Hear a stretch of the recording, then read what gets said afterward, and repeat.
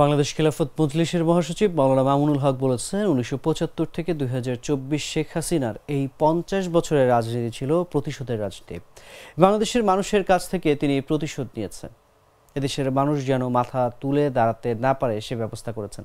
রোববার বিকেলে নীলফামারী বড় মাঠে খেলাফত মজলিস জেলা শাখার আয়োজনে গণসমাবেশে প্রধান অতিথির বক্তব্যে তিনি এসব কথা বলেন। ৫ আগস্টের গণঅভ্যুত্থান ও বিপ্লবকে নস্যাৎ করার জন্য ষড়যন্ত্র চলছে বলে অভিযোগ করেন মামুনুল হক। সংগ্রামী সাথী ও বন্ধুগণ, পতিত স্বৈরাচারী শেখ হাসিনা ৫০ বছর পর্যন্ত বাংলাদেশের মানুষের কাছ থেকে প্রতিশোধ গ্রহণের রাজনীতি করেছে। তার বিশ্বাস ছিল এদেশের মানুষ তার বাবাকে অযথাই হত্যা করেছে, আর এই কারণে শেখ হাসিনা বাংলাদেশের মানুষের প্রতি ক্ষুব্ধ ছিল।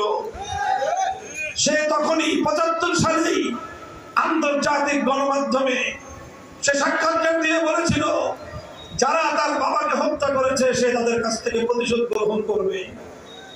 ৭৫ সালে শেখ মুজিবুর রহমান মারা যাওয়ার পর তার বাকশালের ৩.৫ বছরের কালো শাসনে নিপীড়িত বাংলাদেশের মানুষ সেদিন উল্লাস করেছিল।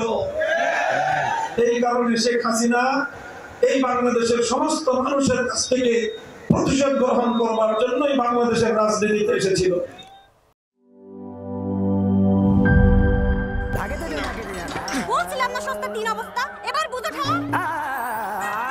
ভালো টিউবওয়েল যে কেন না এবার বোঝো মজা। আগেই কইছিলাম দেশের আরএফএল টিউবওয়েল নাও। এবার আর ভুল নাই, আরএফএল ছাড়া উপায় নাই। অল্প চাপে বেশি পানির জন্য আরএফএল।